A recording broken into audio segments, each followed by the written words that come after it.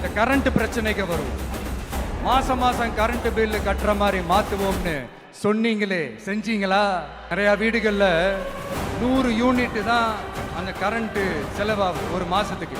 மாசம் மாசம் நீங்க அந்த பில்லு கொடுத்தீங்கன்னா அவங்களுக்கு அது ஃப்ரீ ஆயிடும். அவங்க அந்த காசு கட்ட தேவையே இல்லை. ஆனா 2 மாசத்துக்கு ஒரு வாட்டி அந்த பில்லு கொடுத்தீங்கன்னா, இப்போ சப்போஸ் அது 200 யூனிட்டுக்கு மேல போச்சுன்னா அது அவங்களுக்கு ஒரு மிகப்பெரிய சுமை தானே. இது எந்த கணக்கில் எடுத்துக்கிறது? ஒரு மாதிரி ஒரு மாடர்ன் கரப்ஷன் அப்படின்னு எடுத்துக்கலாமா? அடுத்து பஸ் வசதி. நிறைய கிராமங்கள்ல பஸ் வசதி இல்லைன்னு சொன்னா இந்த ஒட்டுமொத்த திமுக அரசும் கத்திக்கிட்டு வந்துருவாங்க. நாங்க பஸ் விடாத கிராமங்களே இல்லை அப்படின்னு சொல்லுவாங்க. அப்படியே அது உண்மை அப்படின்னா முதல்வர் அவர்கள் கிட்ட நம்ம தங்கச்சி ஒருத்தவங்க ஒரு கேள்வி கேட்டாங்களே, எங்க ஊருக்கு ஒரு மினி பஸ்ஸாவது விடுங்க சார் அப்படின்னு கேட்டாங்களே, அது எந்த கணக்கில் எடுத்துக்கிறது?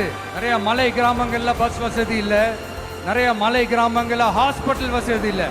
இது ரெண்டுமே எவ்வளவு முக்கியமான ஒரு விஷயங்கள். பஸ் வசதியும் ஹாஸ்பிட்டல் வசதியும் இல்லாததுனால வீட்லயே பிரசவம் பார்க்கிற அந்த ஆபத்து இருக்குதுன்னு எவ்வளவு நியூஸ் பார்க்கிறோம். இதெல்லாம் எந்த கணக்குல சேர்த்துக்கிறது?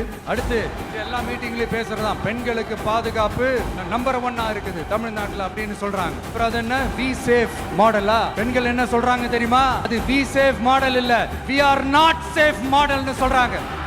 இப்படி இருக்கிறப்போ தமிழ்நாட்டில் எங்க போனாலும் பெண்களுக்கு பாதுகாப்பு அப்படியே கொட்டி கிடக்குதான். சொன்னா எப்படி சார்? கேட்கறவங்களாம் என்ன கேசரி சாப்பிட்றாங்கன்னு நினைச்சிங்களா?